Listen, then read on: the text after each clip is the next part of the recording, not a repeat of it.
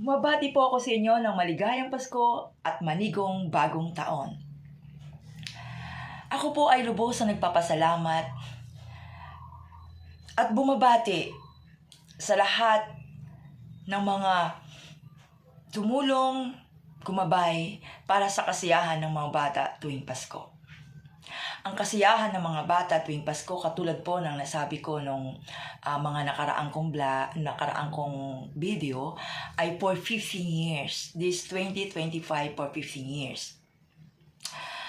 Una po, ako po ay talagang naniwala na ang Diyos ay napakabuti at napakapagmahal sa atin. Maraming struggle bago mabuo ang kasiyahan ng mga bata. Since 2010, nagsimula po ang lahat ng ito. Ikukwento ko po sa inyo kung paano nabuo ang kasiyahan ng mga bata tuwing Pasko. Noong 2010 po, April 2, kamamatay lang po ng nanay ko. Siyempre po tayo nalulungkot. Umaalis ako ng bahay, naglalakad lang po ako sa buong community namin. Pumupunta ako sa mga kaibigan ko or mga kakilala ko. Nag-i-stay po ako for ilang minuto, ilang oras, para maalis lang po yung aking nararamdaman. Hanggang on that day, napunta po ako sa itaas ng aming subdivision. At by that time, ay presidente ang aking mister sa TODA. Nagtanong po ako doon kung ano po ang sineselebrate, ano po ang ginagawa pag araw ng Pasko or Christmas party ng TODA. May nagsabi sa akin na wala lang ate, nagiinuman lang daw po sila o nagkakainan lang. Sabi ko walang exchange gift or walang palaro. Tapos sabi naman nila ay wala po ate. So ganito na lang, sabi ko, kung gusto ninyo, mag-share tayo para makagawa tayo ng mga palaro. Maaring sa mga bata o sa ating mga matatanda. E di sabi nila, okay naman. Sabi ko, doon sa una kong mga kaibigan, ay mangaroling kami para makadagdag. So, nabuo po yun. In first day, 2020, and first year na aming pag-celebrate, nakabuo po kami ng mga 40 to 50 children at kasama yung mga ibang parents. Successful po yun. Naging maganda naman po, naging masaya ang lahat. Pumasok po ang 2011. Noong 2021, 3 po kami magkakaibigan na nag-ayos noon, naging kami ang nangaroling, nag-ayos, nagluto, at nag-celebrate kami lahat. Noong 2011, wala na po sila. Wala na po yung mga kaibigan ko. Hindi na po sila sumuporta kasi yung isa pumunta na ako ng probinsya, doon na nanirahan. Yung isa naman ay siyempre ang pamilya niya. Pero tinuloy ko pa po yun noong 2011. So ganun pa rin po ang ginagawa ko. So sumusuporta na po ang aking mga mag-ama, ang aking pamilya. Dinadala po namin ito doon sa itaas, sa gate. Dinadala po namin yon. And then po, nung pagdating ko po doon, inayos ko akong lahat. So wala pong, kumbaga parang konting konting tulong lang ng mga ibang nandoon. Dahil since wala na nga po yung dalawa kong kaibigan na pwedeng tumulong. And then, pinilit ko pong matapos. Pero nakakaramdam na po ako ng hindi maganda. Parang umaambon-ambon ba by that time. Tapos nahirapan po akong, sige rin na kayo, kumain na kayo, maglaro na tayo. So, walang gaano, ignore lang. So, sabi ko sa anak ko, sige nak, baba na lang tayo. Ibaba na lang natin tong ibang mga gifts and huwag na tayong magpabitin, huwag na tayong magpapalayo. So, ibinaba ko yon. So, ako po'y lungkot na lungkot nung ako ay bumaba sa bahay at mangyak-ngyak ako. At nakita po ito ng mga anak ko, asawa ko na, Mama, alam kong hindi ka nag-success sa ginawa mong paggawa sa mga bata. By that time, hindi pa po nabuo ang kasiyahan ng mga bata tuwing Pasko ang title. Ang sabi ng anak ko at ang mister ko, ano kaya mama, dito mo na lang dalhin sa bahay natin para hindi ka na nahihirapan. Yung mga palaro mo, pagkain mo. Dito sa bahay, masiselebrate mo na, magagawa mo na ang lahat. Dahil mag-isa ka na lang naman. Ang sabi ko naman sa kanila, paano yung kuya? At paano yun pa? Ang bahay natin napakalayo sa Kabiasnan. Wala tayong mga kapitbahay pa. Malalayo ang mga bata. Anong gagawin ko? Tapos sabi, subukan lang natin mama. Gumawa ka ng tarpaulin at ilagay mo dun sa bungad. Sabihin natin na dito may mga palaro, itinuloy mo muna doon. O di yun, nagpagawa kami ng tarpaulin. Tapos nagsabi na ako sa mga kaibigan ko kasi by that time, nagtatrabaho na rin ako sa barangay. So, unti-unti po, tapos sabi ko, paano baka kulangin tayo sa ating budget? Na sige mama, mag-share ako. Ganon mga anak ko. O di yun, sa awa ng Diyos, 2012, ibinaba na po namin dito na po sa aming bahay. Ang 2012 ay napakalaki impact dahil halos halos mag-triple na po ang dating ng mga bata. So, nag-announce po kami on that day kasi umabot po ng 120 plus na mga bata. Plus mga parents po na dumating na hindi ko namin malaman nung isa kong tumutulong sa akin kung paano gagawin namin sa pagkain na magkasya para sa mga bata. So, talagang in-announce namin na mga bata lang po ang pwede namin mabigyan ng foods. Pero sa gifts, ganun din. So, noong 2012 na yon, medyo naano na po ako kung dapat ko pa po bang ituloy. So, yun, sa tulong-tulong, gumawa po ako ng mga sobre sa mga kaibigan ko, kasama ko sa barangay. Bumimingi po ako sa kanila. Kahit pa 20-20, pa 10-10 piso, pa 50-50, by that time, mas malaki na po yun. Nagtuloy-tuloy na po ngayon. So maraming salamat sa patuloy po na ikwento ko lang po ito sa inyo para maging aware po kayo kung ano po ang naging simula ng kanito. Nagsimula 2010 po until now, continuous po ito dahil sa naramdaman ko lang pong naramdaman kong kalungkutan para sa aking nanay. So nagtuloy-tuloy po ito. So ngayon 2025 ay 15 years na po ito. At naniniwala po ako, merong sa simula't sa Paul ay tumutulong po sa akin na hindi po nawawala. Tunay po talaga na merong ganun palang tao na patuloy na susuporta bukod sa ating pamilya. Merong magtutuloy-tuloy na mga tutulong. At meron ding nawawala at meron ding hindi tumutulong na one time lang and the second wala na. Pero okay lang po yun na hindi nagtuloy. Siyempre hindi natin malaman kung ano ang nagiging problema o anong pinagdadaanan ng pamilya. Pero maraming salamat po sa mga patuloy na gumagabay, tumutulong na ako'y tulungan sa aking mga adhikain na ito para sa mga bata. Una-una po, ang patuloy na gumagampan sa aking simulain na ito. Siyempre ang aking pamilya. Ang aking pamilya, ang aking asawa na si Dodong, ang aking panganay ni si Kuya AJ, higit sa lahat talaga sa iyo Kuya AJ financially, and sa aking bunso na si Bonbon. Maraming salamat sa inyo, kapamilya. Una-una, sumunod po na patuloy na tumutulong sa amin financially and mga bagay na binibigay sa amin para i-share sa mga tao ay ang batch ng aking mga anak sa St. Joseph The Workers Community School. Hindi ko lang po matandaan ang kanilang year. Basta either 2004 or 2005 and then 2007. Hindi ko po matandaan, sorry po. Hindi ko natanong at hindi ko po na-record. Sila po ito po yung batch ng aking panganay at saka ng aking bunso na until now, for 15 years, sumusuporta rin talaga sila.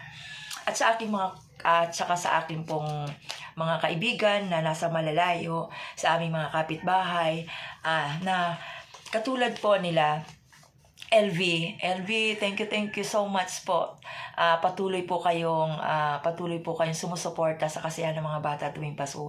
Ever since po, kayo ang nagsimula, kayo po ang patuloy until now na tumutulong po sa amin ever since. Maraming salamat. Malayo ka man, nakakarating ang iyong tulong sa amin. Ganon din po kay Marion. Marion, ito po yung mga binabanggit ko. Ito po yung ever since sa simula't sa Paul, sila po ay patuloy na tumutulong na minsan may nung time na hindi, pero talagang tuloy-tuloy po sila simulat sa pool po. Marion Corbita, kabats din po ito ng aking anak. Ay, katrabaho niya po ito. Marion, walang tigil Marion. Maraming salamat sa iyo. Sila Aika, Sebastian, ito yung mga nagbibigay ng mga used na clothes, shoes and mga bags. Marami po na pinagsasalusaluhan ng mga umattend. And then, itong pinsang ko, si Lando. Thank you, Lando, na tumutulong ka sa amin financially ever since malayo ka man. Pero nakakarating ang iyong tulong at gabay para sa amin. Maraming salamat. Yan po ang mga tumutulong ng mga tuloy-tuloy po na tumutulong talaga simulat sa pool. Ganon din po mga bago. May mga bago po ako. May mga nawawala. Talagang marunong po ang Diyos eh. Marunong po talaga ang Diyos. Minsan kasi po may time po talaga na parang gusto ko na pong sumuko. Kaya ko po ba? Kasi since wala na po akong trabaho ngayon eh. Wala po akong trabaho. So, pasok-pasok lang bilang pahinanti sa aking anak. So, yan po sila yung mga taong tumutulong. Sa physical naman po, na patuloy na tumutulong, na parang kanila na po itong, ang tawag doon, kanilang mithiin na rin. Ella and Logie, repacker po sila. Hindi ko na sila pinagluluto, kasi naawa naman po ako na sila na magluluto, sila pa rin ang mag-repack. Maraming salamat Ella, and maraming salamat Emma, and Ella and Logie. Maraming salamat talaga sa inyo. Sana patuloy, sabi ko nga, 'di ba? Sana habang buhay na ito habang tayo nandito pa sa lupa. Huwag niyo akong iiwanan, dahil kayo ang aking inaasahan talaga pagdating sa repacking of foods. Thank you sa inyong dalawa. So ngayon po, nabanggit ko na po sa inyo yung mga taong tumutulong sa akin na ever since. Maraming salamat sa inyo. Sa ngayon po, merong mga tumutulong din itong taon na ito at saka ng mga 3 years ago. Ang sila Grace Santos, yung katapit-bahay po namin. Ito po ay mga kababata ng aking anak na isang chat ko lang. Kasi meron pa akong ginagawang mga chat po na binibrigades ko po yun. Since sabi ko, kaibigan ko yata ito, nag-reply naman po sila. So, ito yung mga tinitext ko po, and then naman po sila, nag-reply po sila. So, ito po yung aming kapitbahay na si Grace Santos. Thank you so much, Grace. Si Mr. and Mrs. Carlo Macanino, ito po yung siguro 2000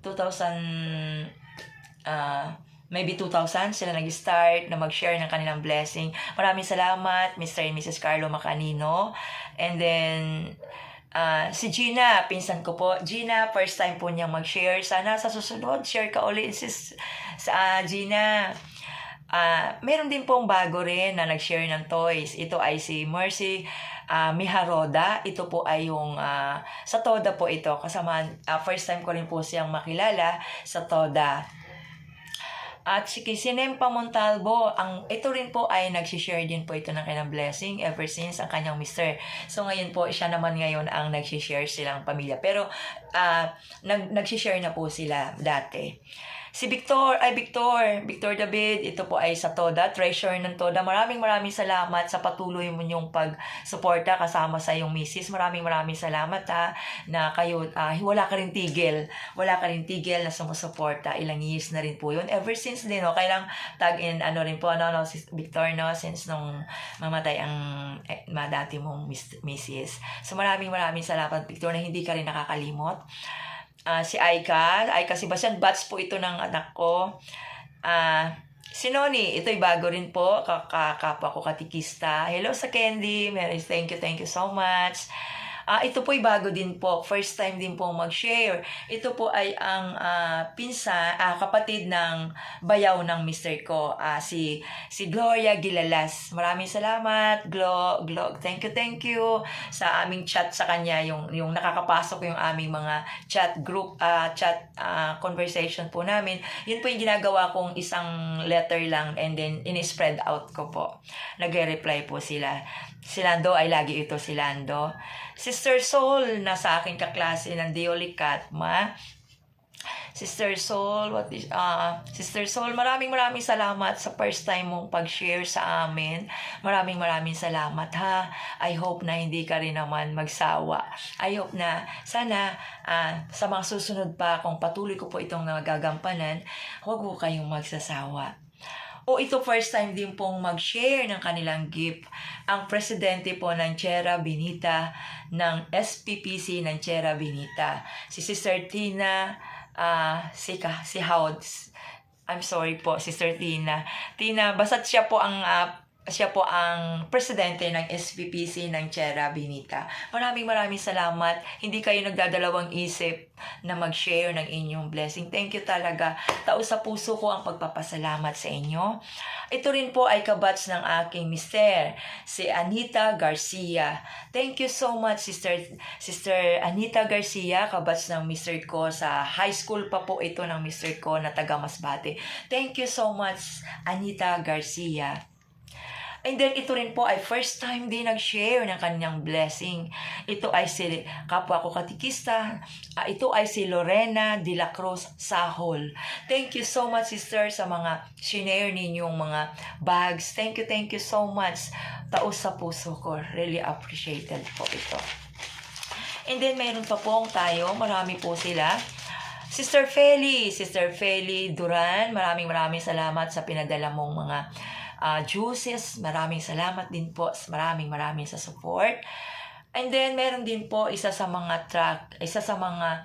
kliyente ng anak ko, ang hindi pinapabanggit, pero nag-share po sila ng rice, ng isang kaban. Ito ay si Flores, ang Flores Tracking. Nagbigay din po sila.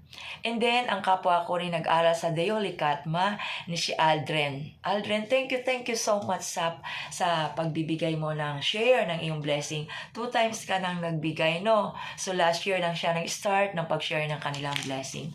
Marami din pong salamat sa mga nagbigay at nag-abot or nag-share sa akin na nagbigay ako ng mga sobre. Sa mga hindi nakabalik, pwede nyo naman pong ibalik kahit walang laman. Kasi para hindi na po ako magpagawa next year. Pasensya na po. Maraming salamat po kay Helen Oleta. Ito po yung mga nabigyan ko ng sobre na ibinalik po nila. Arlene, Sister Linda Torres, si Edwin Hisole, maraming salamat. Mga tricycle driver po ito.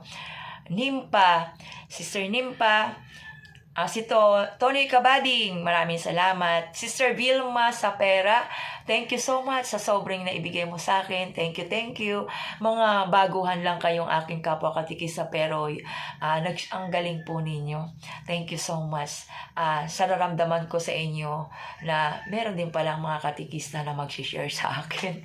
Sorry po. Hugot lang po yun, ha? Basta't mga bagong katikista, thank you so much sa inyo na kayo po ay talagang nasa puso rin ang pag-share sa mga bata. Thank you so much. Ganon din po sa kay Buboy. Isa pa ito si Nazario Lacanlali. Permanente po ito. Sorry, Buboy, ha. Permanente po ito si Nazario Lacanlali. Thank you, ha. Ever since po ito si Lacanlali. Pasensya na po sa mga hindi ko na ilista na siguro. Tapos si Danny po yung gator ng aming subdivision. Maraming salamat po. Si Paring Apple, kumpare namin. Sa aming inaanak, thank you so much sa 5 sobre na ibinalik mo. Si Nene Espiritu, ito si Nene Espiritu ay ang kanyang mister lang po talagang si Paring Ato ang nagbibigay sa amin ever since. Kaya lang kasi kaibigan ng mister ko yon since sumalangit na ang kanyang kaluluwa. Ngayon si Nene na naman ang tumutuloy. Itong mister ko kasi talaga napaka galing ding messenger. So si Nene naman, pero ever since po ay nag-share na po talaga sila ng blessing. Hindi lang alam ni Nene na si yung mister niya talaga ang nag-aabot lagi sa mister ko. Ganon din po sa Sorry po. Si si Dennis din po. Si Dennis, presidente po ng TODA. Dennis Manikis. Maraming salamat. Ever since din po ito, nagbibigay din ng sobre sa amin. Maraming salamat po. Tapos meron din pong isang taga-grocery ng ano ba yun? Ng isang subdivision sa tapat po namin. Sa Marilao Green. Maraming salamat po. Hindi ko po kasi alam ang name ninyo. So maraming salamat po. Sa lahat po ng mga nakitulong, sa lahat po ng mga sumusuporta, nagbibigay po sa amin ng suportang financial, suportang mga material, mga in-kind na ibinibigay po ninyo. Huwag po kayong mag-alala. Ito po ay inaabot ko. Lahat po ng mga ibinaabot ni po ninyo ay ito po ay ipinapaabot ko. Ibinabahagi ko po talaga ito sa kanila. May mga sobra man po dito. Ito po ay pambabahagi po natin ito. Ipapambahagi ko po ito sa January 1 sa Lasalet, Our Lady of Lasalet. May mga candies po talaga na ito po ay ipambabahagi po natin ito. Ito yung mga itinatabi ko na po talaga para sa simba ng January 1. So, ito po ay ipambabahagi po natin ang mga sobra sa araw ng January 1. Sumuli po, lubos po akong nagpapasalamat sa inyo na patuloy pong sumusuporta at nagtitiwala sa aming advokasya ng aking pamilya na nung sa simula ay kinaya namin, sa simula hanggang 3 taon sinimula ay kinaya po namin. So, nung patuloy, financially mukhang hindi po namin kakayanin. Kaya humingi po ako ng tulong sa iba na bukas palad naman na tumutulong at nag-share ng blessing. Sana po ay patuloy ninyo po akong gabayan, patuloy niyo po akong tulungan para sa advokasya, para sa mga bata. At napakasaya po talaga kung kayo pong nandito, nanonood or tumitingin sa mga bata, bagamat makukulit po sila, pero ang puso mo ay talagang umaawit na sobrang saya. Lalo na kung ayaw nilang tumigil, gusto pa rin nilang magsaya ng magsaya, ang pagod po natin ay nawawala. So maraming salamat po sa mga patuloy ninyo pong pagtulong sa akin. Sana po ay lumawak ito para hindi lamang po dito sa aming tahanan gagawin ang pagkaroon ng kasiyahan ng mga bata tuwing Pasko. Sana po ay sa mga susunod po, mga 3 araw, 5 araw natin gagawin, napuntahan natin ang mga lugar na nangangailangan. Pero sa ngayon, hindi ko pa po talaga kakayanin na ibigay pa sa ibang mga lugar. Kasi isa po yun sa mga plano ko Isa po yun sa panalangin ko. Isa po yun sa mga prayer ko na dumating ang panahon na hindi lamang po dito sa aking tahanan, kundi sa mga lugar na liblib maabutan ng kasiyahan ng mga bata tuwing Pasko. Nawa po, ang diwa ng Pasko ay sumaating na lahat ang pagbibigay ng